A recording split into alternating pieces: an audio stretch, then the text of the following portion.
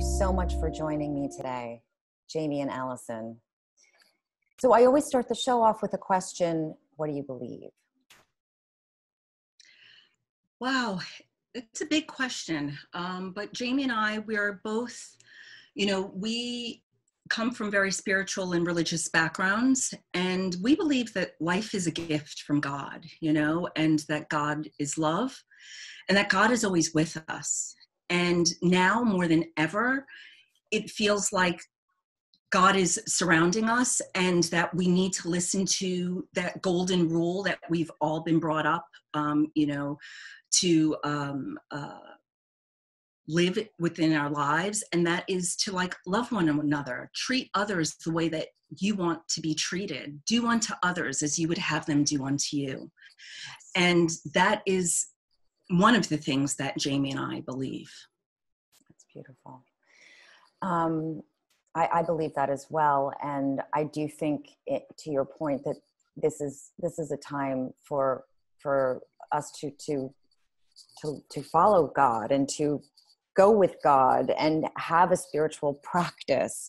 And I think sometimes, people call it the universe. People can say it's God, source, spirit, whatever that practice is. But I do also believe and agree with you that it is right now that time of connection with the greater power. Absolutely. Absolutely. And one of the things, I believe, for example, in my country's motto, I'm Jamaican, and our motto says, out of many, one people. Mm. But I also believe in America's Declaration of Independence, at least one statement in that declaration, which says, and, we hold these truths to be self-evident, that all men are created equal, that they're endowed by their creator with certain unalienable rights, that among these are life, liberty, and the pursuit of happiness.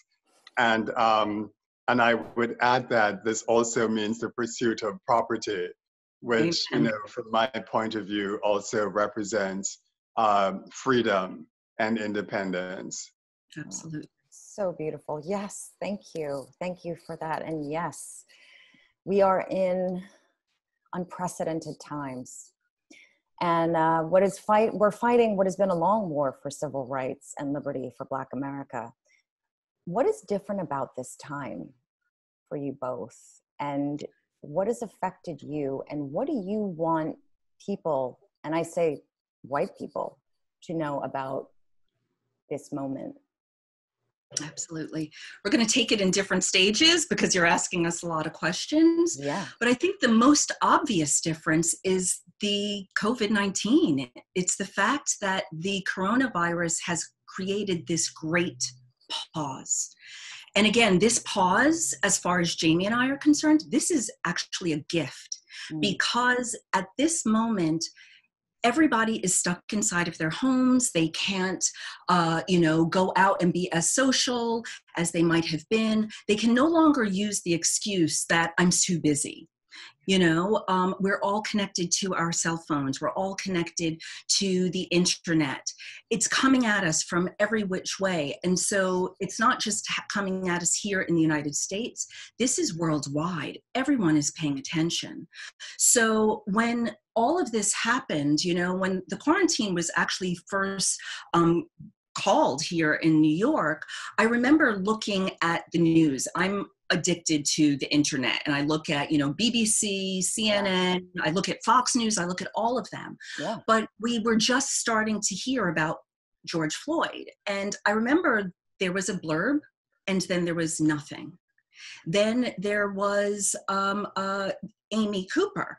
Yeah. And, and then there were other people. It was just going on and on and on and on. And I kept saying to myself and to my husband, who happens to be white, who actually grew up in a predominantly Black neighborhood, we kept saying to each other, when are people going to pay attention? When is there going to actually be a change? And then all of a sudden, here we go, there's protests, neither Jamie nor I agree with any of the defacing of public or private property. It's not about that. But we do agree in the idea of being able to be out there and protesting and making your voice known. I think another thing that's different is that the people that we're seeing out there marching are actually the grandchildren and great-grandchildren of the people that were marching in the civil rights movements of the late 50s and 60s. Mm-hmm. You know, I am born and raised here in New York City. My parents are from the South, from Birmingham, Alabama, and Henderson, North Carolina. And they grew up in a segregated, you know, society. And they came up north because they needed to escape it. They wanted more for themselves. And when they met one another in Brooklyn, one of the original chocolate cities, they decided that, you know, when they were able to, they wanted to move to Staten Island and find a place where they could raise their children in an integrated, you know, community. Mm-hmm. And, you know, one thing that, you know, I hope that kids today and the next generations, that they don't have to go through what I went through as a child, as the first, you know, generation of that great, you know, social experiment that was the civil rights movement, which means we grew up in the 60s, 70s, 80s. You know, I unfortunately was chased down the street. My bike was stolen. I had to watch people call my parents, you know, nigger. I watched my parents be refused service at a restaurant, or tried to be refused service. And watching my father beg to, you know, have the owner of the restaurant honor the reservation that he made months in advance, and that he had, you know, called and confirmed, you know, multiple times. I pray that those kids nowadays, that they don't have to have that, but, you know, and they're fighting for it because they're seeing, you know, what I went through, that, and what is still going on, that it's not right and something has to change. Right, right. Absolutely. Something is, but it is, it is changing. And this is, it's beautiful to watch. I mean, it's and beautiful to take part in and beautiful to see. I mean, it's so inspiring. And I just have to say that, I'm honored to speak with you both today. And Jamie. I think that, you know, first of all, we're dealing with two pandemics concurrently, you know, and the one that kind of flared up first was COVID-19. Yeah. And as Allison was saying, everyone has been locked in New York. I mean, we're in New York, and I think we felt it most intensely in New York. Mm-hmm. People were locked in. People were concerned about their health. We were all concerned about breathing. I have a good girlfriend who is perfectly well, but just the anxiety of and the tension of this era of COVID-19 and the threat of getting ill, she dealt with anxiety and she couldn't breathe, you know, and I know several people who are dealing with that. Yeah. And I think that the attack on George Floyd and the popular quote, "I can't breathe," I think not just us in America, but the entire world resonated with that, because the entire world was suffering from this threat of not being able to breathe. I mean, it's our God-given right to breathe. And I think the Black Lives Matter movement that came, well, for us, a couple of weeks after COVID-19 began, has kind of cracked open the consciousness of humanity worldwide, certainly in America. And I think that crack in consciousness is now wide open. Yes. You know, and all good people, all people who believe in good, in justice, in fairness, in equality, are impacted by this movement and want to participate. Yeah. Yeah. And to the point of, you know, not being able to breathe. Again, I'm on Staten Island, and, you know, all I can think about is Eric Garner. You know, that was July 2014. That was 6 years ago. I think it was July the 17th he was killed. And, you know, you start to question yourself. Wait a second, we all saw the video. We all watched it. We all heard him say, I can't breathe, I can't breathe. And yet police officers, you know, they were let go. You know, the Garner family is still fighting for justice. And it makes me wonder, you know, had the coronavirus, had the quarantine happened then, would we be paying attention? Would we have made more, you know, headway? But, you know, at the same time, we can't go back. You know, this is what's happening. And, but I just think it's, you know, it's a time of reflection, it's a time of reckoning, it's a time of awakening, it's a time of rebirth, and, you know, and it's a time for change. And change is always good, you know, and I think that America, we need to be leading the charge in this, because it really is our responsibility. We always like to, you know, talk about how strong we are and how we're such great leaders on the global level, and we still haven't really addressed our own issues with inequality. And so again, it's an exciting moment. I know it sounds weird, but it's an exciting moment. It is. No, I agree with you. I think it's an incredibly exciting moment. I think it's an important and beautiful moment. I think, unfortunately, people have died, and I'm so sorry for their families, and it's heartbreaking. But here we are, and you're right. It is up to us as America to make a difference, and I do think that this is our opportunity, and it is happening, and I really feel that it is. The change is happening. It's already, I mean, you could see it even in the fashion business, and we'll get to that because that's how you both met, Allison. That's how you and I met. Yes. And, you know, curiously, it's starting to happen where, you know, companies are, you know, leaders at companies are being asked to step down because of their, you know, unethical company culture and inequality.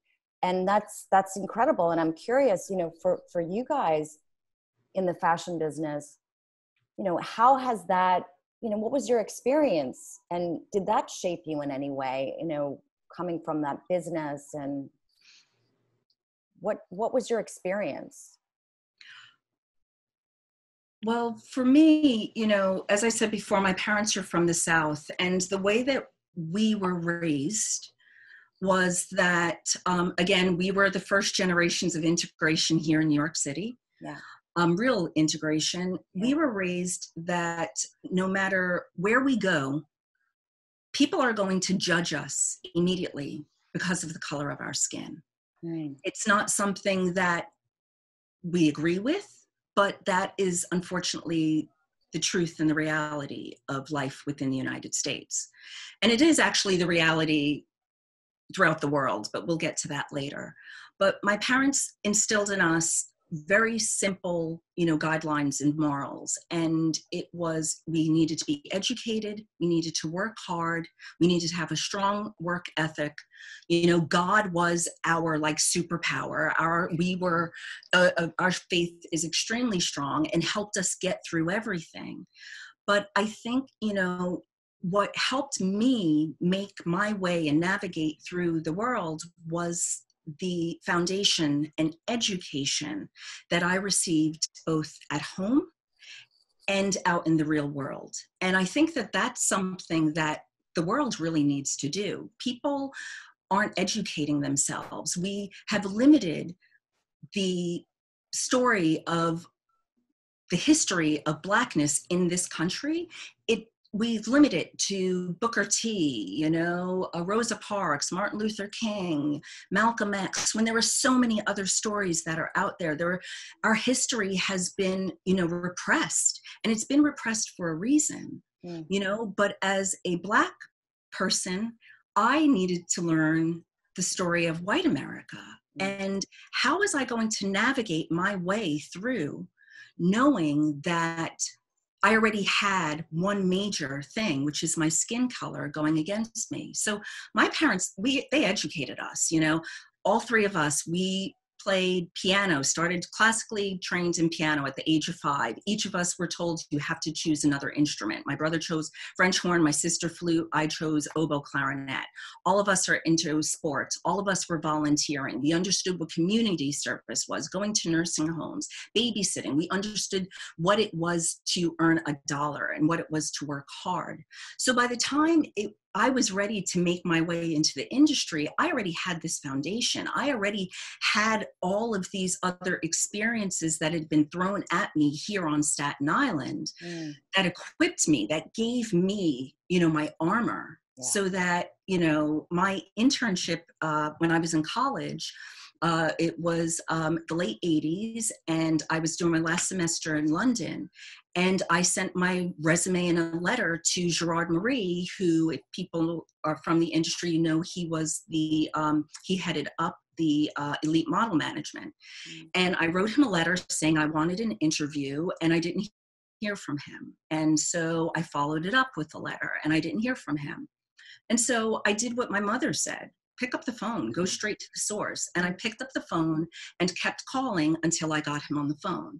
And finally he picked up, and he was just like, you have just been on my case. Like, what is going on? And I told him, I was just like, look, I'm a Black girl from Staten Island. I have been studying fashion, looking at magazines, researching everything that I could. And I'm going to school in London, and I need an internship, and I want to work for you for free. And he was just like, wow, come on into my office. And, you know, and I did that. And that was during the, you know, 1990, that was during the supermodel reign. And from that moment on, I just kept doing that throughout my career. I haven't had some of the problems that a lot of artists, and I'm sure Jamie will tell you from his experience being a model or even being an agent for, artists of color and Black artists. You know, I never had that. And I think it was also because I was always drawn to working with women who were also tearing down the ceiling, raging against the machine, and going against the stereotypes that were put in front of them.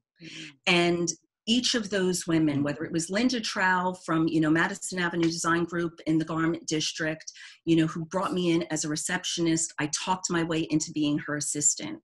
Tina Bossity, you know, stylist. Again, I got that job from being at Madison Avenue Design Group. Somebody told me Tina needed an assistant. My first shoot ever was with my idol, Stephen Meisel, who I had the nerve on the first shoot to walk up, introduce myself to him.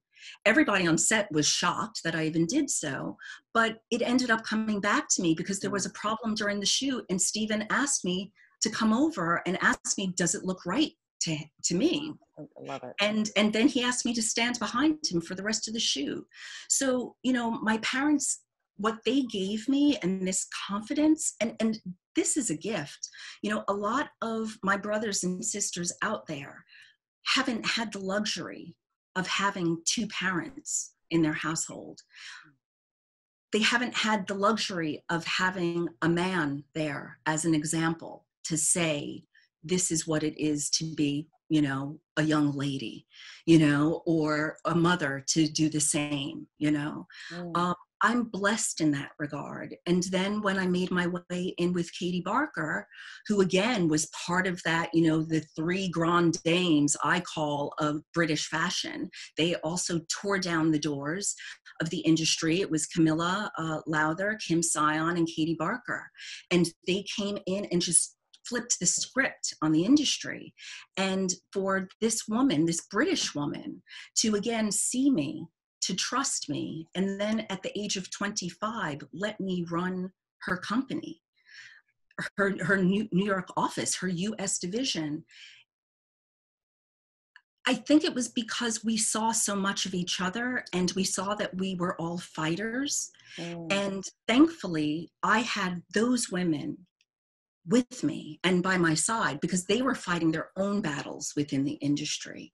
And, you know, we saw the color because, again, I always announce myself as I'm a Black girl, you know, and I'm trying to make my way in. But I was able to get the doors opened easily. And again, I think it's because of my education, my upbringing. And I know if there's any Black folks that are out there that are watching this, they're also going to say because of my skin. You know, I'm light-skinned. You know, there is a lot of discrimination against people that are light and dark, even within our own community. So, you know, that was another plus and another bonus for me. And if there was ever an incident, and Jamie knows this as well because he witnessed it, if there was an incident where somebody spoke, you know, about, you know, said something that was, you know, derogatory or discriminating against Black people or any people, I always speak up. You know, I was raised to that a relationship is based on three things: trust, communication, and respect. And those three things, if one is faltering, then you can't have the other. The relationship is not going to work. And I think that that's also something that our country and the world right now, we need to remember that if we want to do this and we want to do all of this together, we need to communicate with one another. We have to trust one another. And most importantly, we have to respect one another. I'm always going to respect you. And guess what? I'm always going to demand to be respected in return. Absolutely. Wow. Wow, thank you for sharing that. I mean, Jamie, tell me. My experience is it's a little bit different, but similar. So when I moved to New York from Jamaica, I went through a bit of culture shock, and for understandable reasons. I come from a family in Jamaica. First of all, my ancestors are African and British. And in my family, it ranges from white to Black and everything in between, including Chinese. And we have a lot of Chinese in Jamaica and East Indian, and there are historical reasons for that.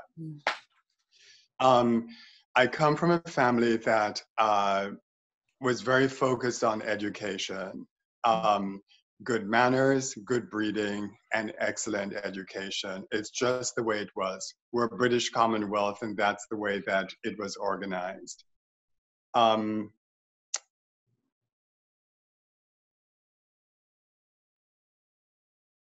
I was a swimmer between 7 and 17. I always think of my background in Jamaica as being a very charmed existence, a very privileged existence. I went to prep school between 3 and 11. I went to a private all-boys high school between 11 and 17. And then I worked in Jamaica for a few years before moving to New York when I was 20. You know, Jamaica is a beautiful country. It's surrounded by the Caribbean Sea. You know, beautiful mountains and hills. It's a very interesting culture. So when I moved to New York, I moved to Crown Heights, Brooklyn, where my sister lived at the time. And I basically moved into a concrete jungle, and that was like a major shock for me. Very difficult to adjust to. It literally took me about 10 years to adjust to being in America. But my first relationship began very soon after I moved here, and I moved into Manhattan probably when I was about 21, so a year later. And that relationship took me out to Portland, Oregon. And in the interim, I had worked in Bloomingdale's as a sales clerk. I remember for the Ralph Lauren Polo Western shop. And a man passing through Bloomingdale's one day saw me. and wanted to take some test pictures of me. So we did those pictures. I didn't really think of myself as a model or having what it took to be that, because my background was so academically oriented.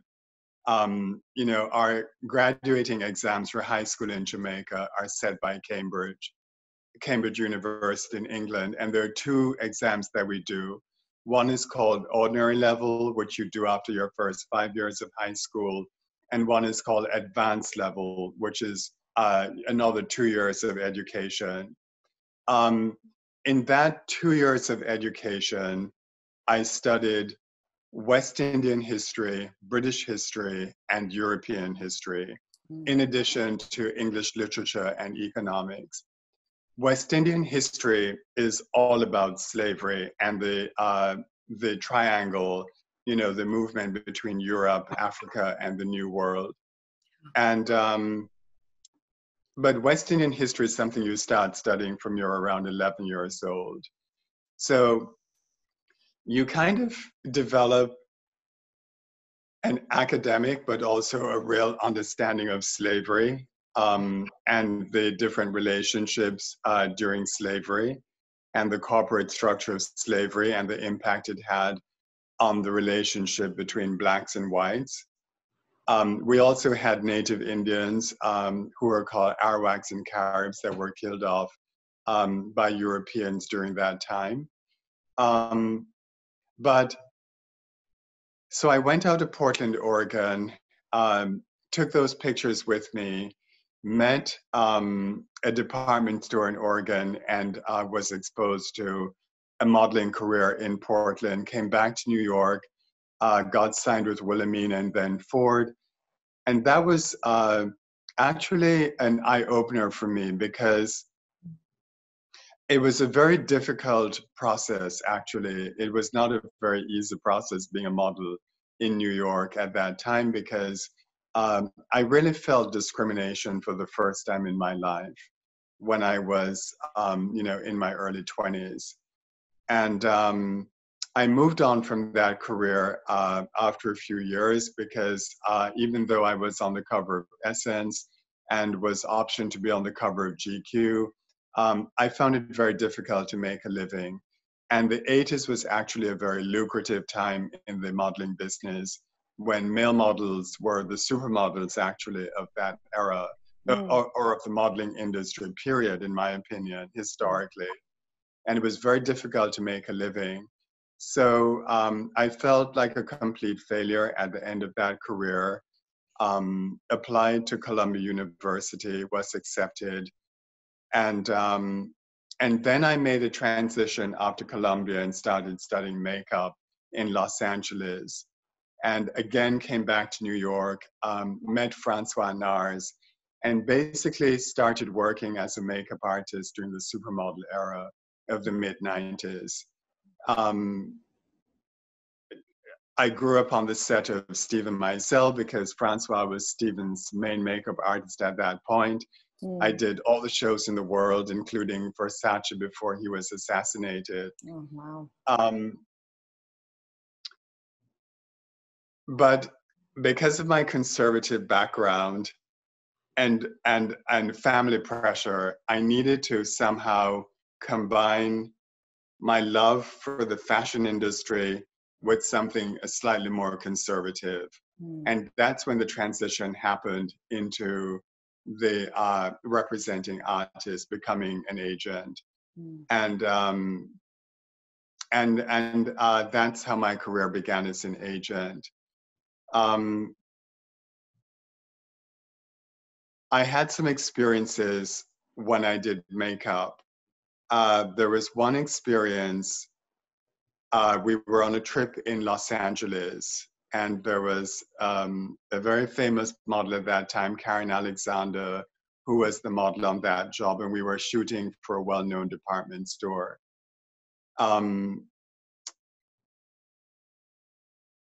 Karen was full of energy. It was a pleasure working with her. She was, really ebullient.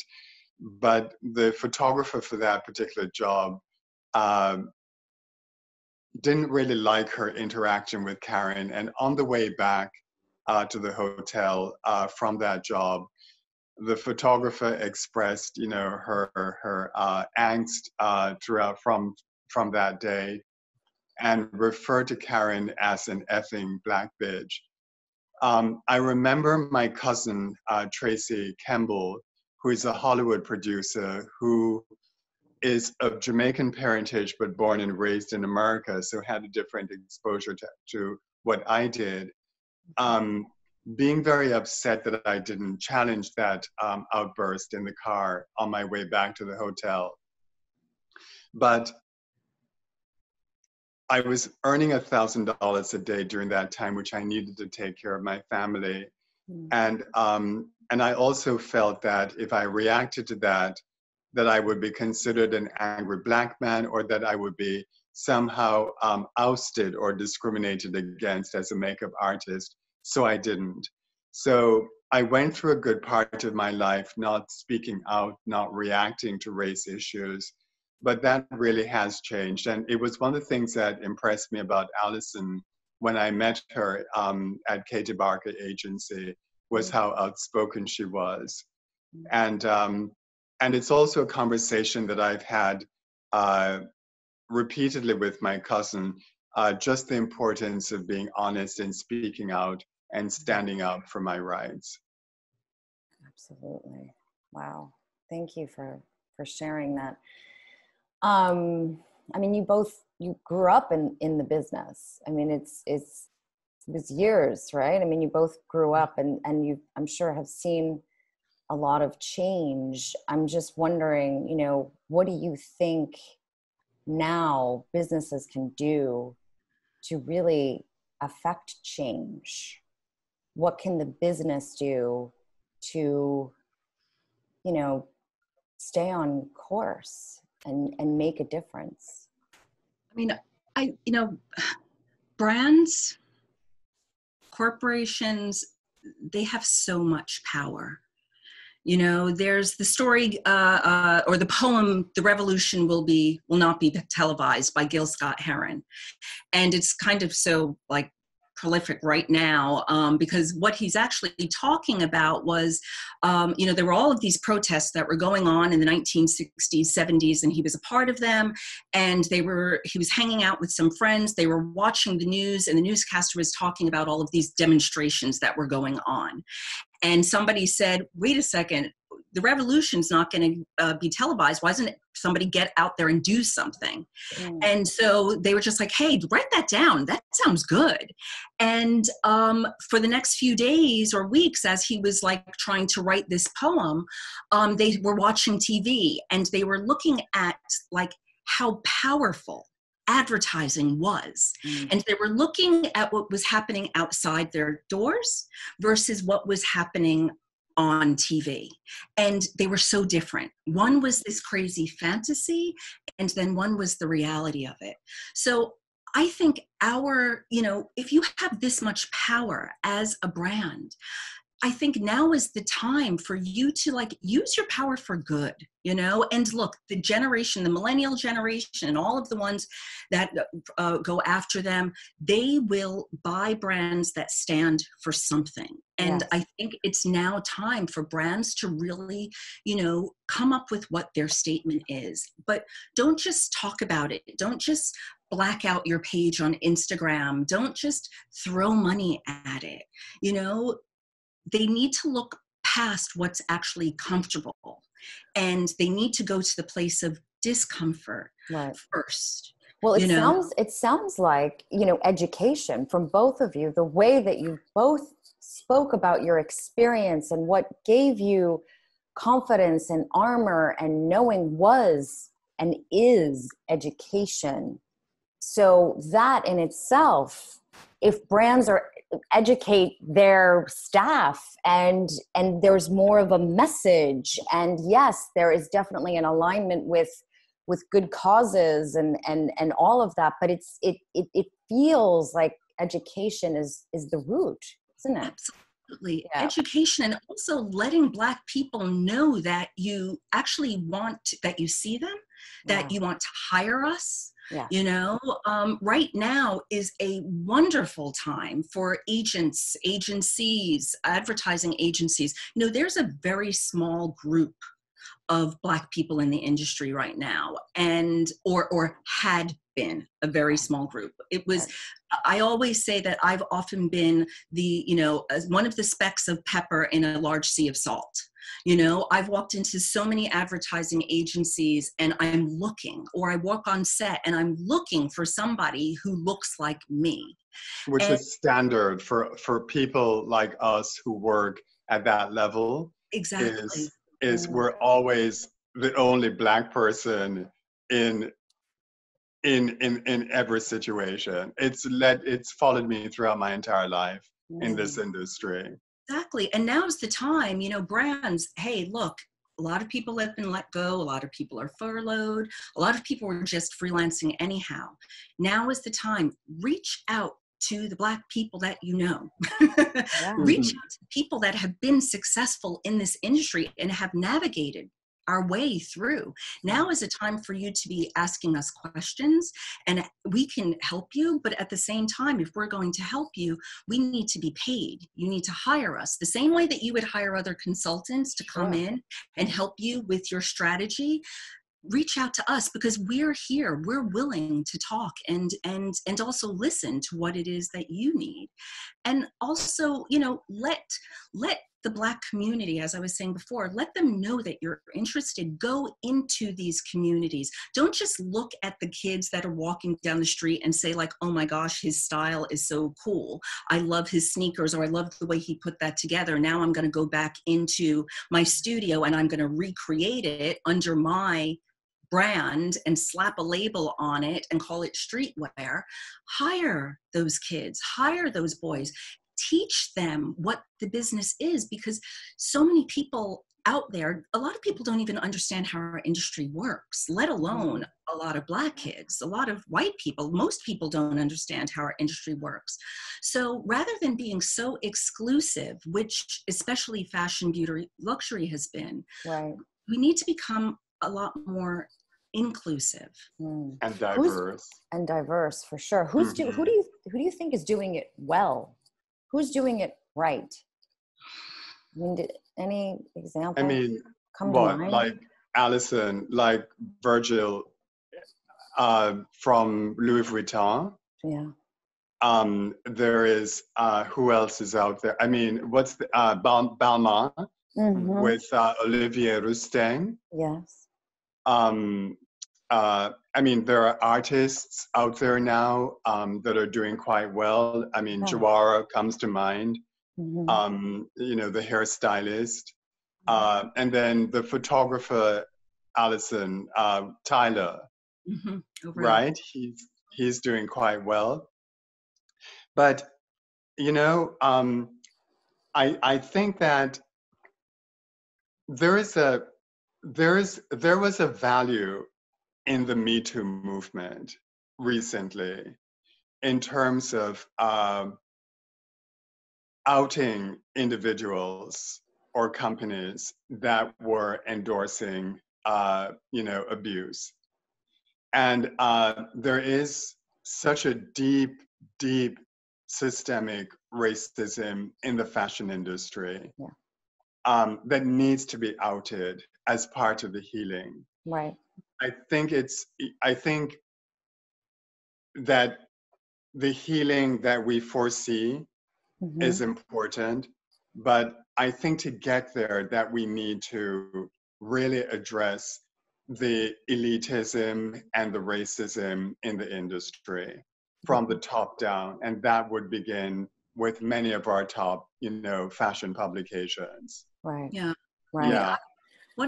I mean, just to add, I think Kirby from Pyre Moss is doing a brilliant job. I love where he's heading. I love the way he thinks. I love how authentic he is with everything and the stories that he tells with his clothing. I think that a lot of brands, I can't actually say what brands, aside from brands that I know are Black owned. I can't really think of a lot of brands, and that's why, you know, there's a movement that's going on. Which is the problem right there, by the way. Which is the problem, exactly. exactly. There's a movement called Pull Up for Change that's on Instagram, and I think it's 2, maybe 3 weeks old. And they're doing exactly what Jamie said. They're calling to task and asking people like, pull up or shut up. Let us know. Now's the time to be transparent, because you're talking about it. Everybody's posting all of their favorite pictures of Black models, and everybody's saying, oh, Naomi, Edward, we love you, Pat, like that. But there's so many other things. Like, let's go beyond this surface conversation and really like dig deep and show us. And Pull Up for Change is asking these brands, be transparent. It's okay.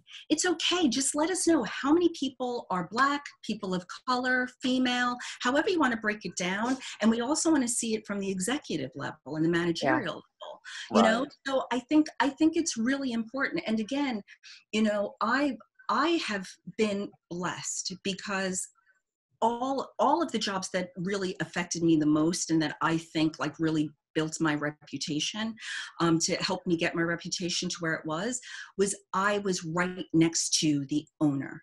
And so in so many ways, as I am today with Blendspire technology I'm working with the visionary, who's a woman who happens to be white, and I'm a woman that happens to be Black.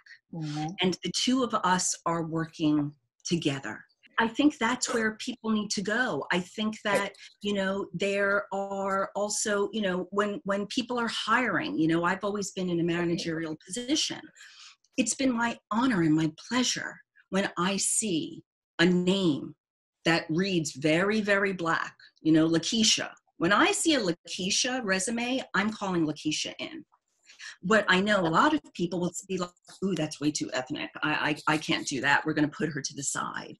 So look at everybody's resume. Give everybody like the opportunity. There are so many incredible young minds out there that are waiting for this.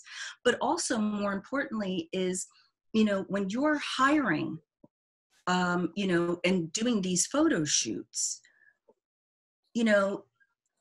we have to get past this thing where Black hairstylists or Black makeup artists can only do Black hair. And they can only work with Black artists.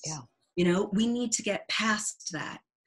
At the same time, we need to get to the point where when there is a Black artist on set, if that hairstylist or if that makeup artist doesn't actually know how to do their hair, and what they end up doing is hiring an assistant to do the hair for them, that's a problem, because there are so many great talents out there. Right. Yeah. And, there has been diversity and inclusion is kind of a modern concept in the fashion industry. And there is a constant debate amongst people of color in the industry as to whether this is a trend or it's actually a transitional movement. Something happened recently that I want to talk about. One of the top photo stylist, hair and makeup agencies in the industry has caught on to this movement and recently signed on a photographer who has been shooting for Vogue, a couple of really well-known hairstylists today, a fashion stylist, who are all people of color. And prior to this, they would never have considered representing Black people. They would barely have considered having Black people on their staff. And now that it's current and relevant, they're now representing, which is good in a sense, but I think that we shouldn't ignore a certain level of hypocrisy in that situation. And also, just adding to something that Allison said just now about having people on set, there's also a complaint in the industry from models and entertainers and actors and actresses of color that glam squads, glam teams don't understand their hair textures or their skin tones, and can't execute in a beautiful way on set because they don't understand those textures. And I think it's very important that that is paid attention to on productions. That when you have people of color amongst your actors and models, etc., that they're being provided with glam teams that can work with them. And as Allison said, that you don't have a lead hair or a lead makeup artist who is booking an assistant of color to do those jobs.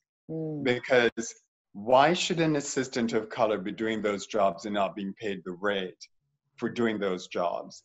Because it also comes back to an economic, and financial issue. Sure. That we also need to be paid equally. Mm-hmm. And not as assistants or less than. Exactly. I mean, there's already disparity between, payments that's happening between, men and women, so, as women, we're fighting. We want to be equal. We deserve to have, the same amount of pay. And then you throw color into it, or you throw blackness into it. And again, our rates go lower. I mean, I've experienced that, unfortunately, and I ended up walking away from that scenario because no matter how hard I worked, it just seems like it was never enough, and it got to a point where I said, you know what, this isn't right. I wasn't able to take a vacation for 3 years and was on 24/7. And to some people in the industry, that's the way it's supposed to be. Yes. But that's not the life that I choose for myself, especially if I'm not being compensated and paid accordingly. Absolutely. Unfortunately, the fashion business is very much, you kind of give your soul up. Yeah. It's like, here's my soul, oh, you need to work for nothing 24/7. Right. And you should be grateful. And you should be grateful. You're part of the industry. Yeah.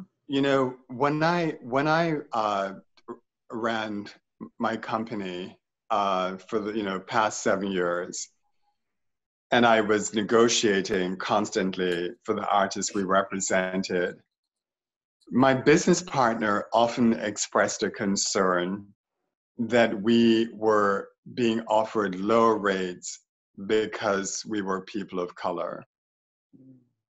I'm not sure that that was necessarily a fact, but because that is often the experience of people of color, it was a question that came up from my partner very often. Yeah. Were we being offered lesser rates because we were people of color? Yeah. It's terribly upset. I mean, it's so upsetting. I mean, this is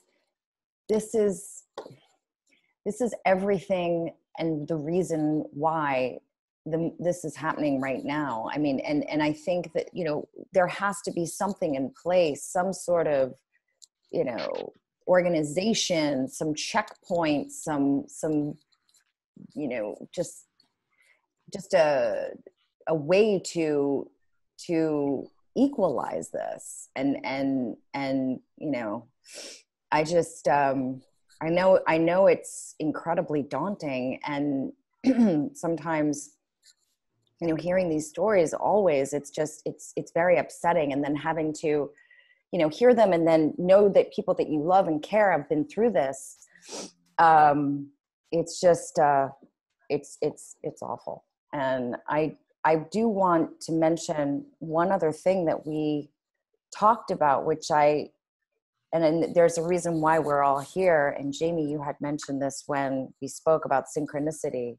Mm-hmm. And I love that idea, and I love that concept of what you brought up. And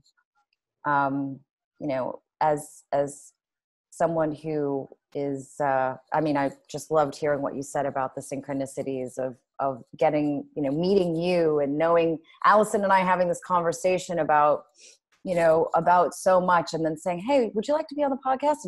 And Allison saying, well, I was just talking to my dear friend Jamie about, we need to get on a podcast. I was like, well, there you go.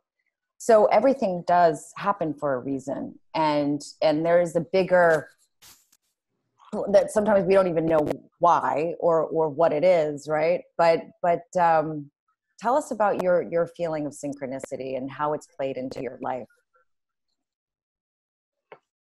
It's just something that I noticed when I was very young in various situations, that for me it was an experience with the number 2. And it just occurred in so many different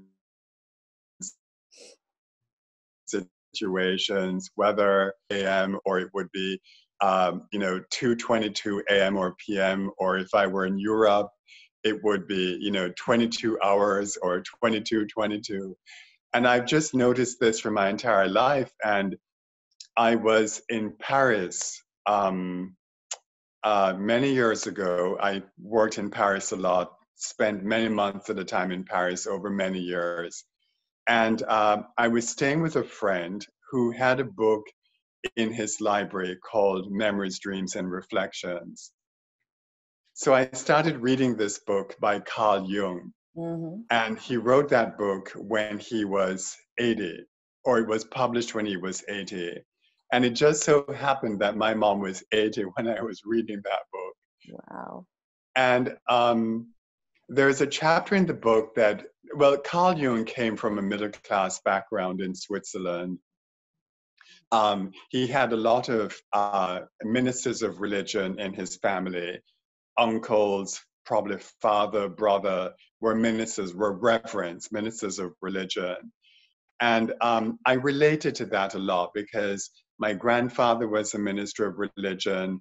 I had granduncles who were ministers of religion. We were middle class in Jamaica.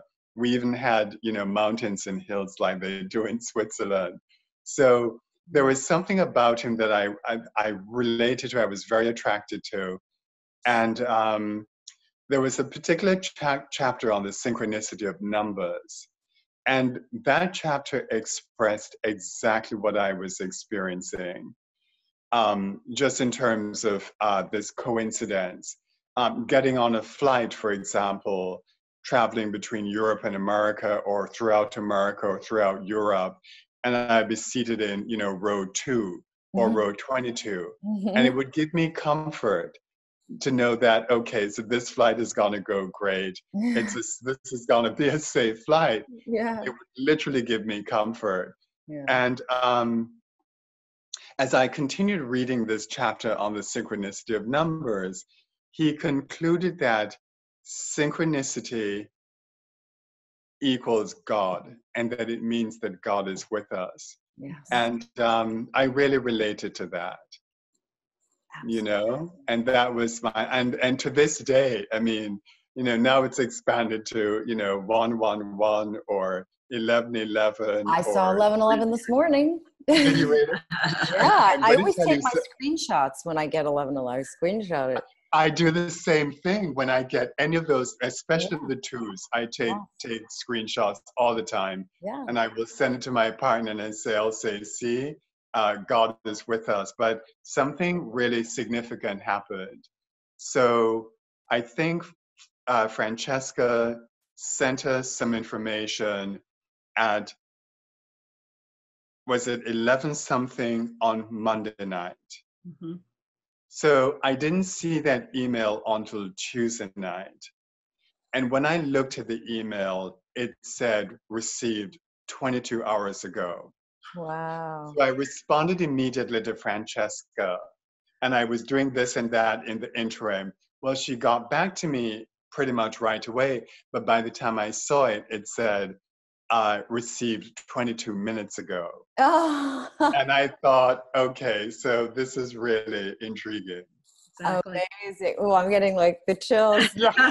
It's all meant to happen. I love it. Yeah. Oh, I love it. Yeah. I love So it. Thank for you. whatever it's worth, Yep. yeah, It's I worth do a lot. believe. I believe it too. Yeah. I Yeah. believe it too. So we're all connected. Thank you so much. Thank you from the bottom of my heart. Allison, Jamie, you both are incredible you. souls. Thank Thank you you so so much. much. Thank you, Andrea. Thanks you. for giving us the opportunity and for exploring this topic with us. Absolutely. Thank you for Absolutely. exploring it with me. I'm honored. I'm truly honored. Thank you.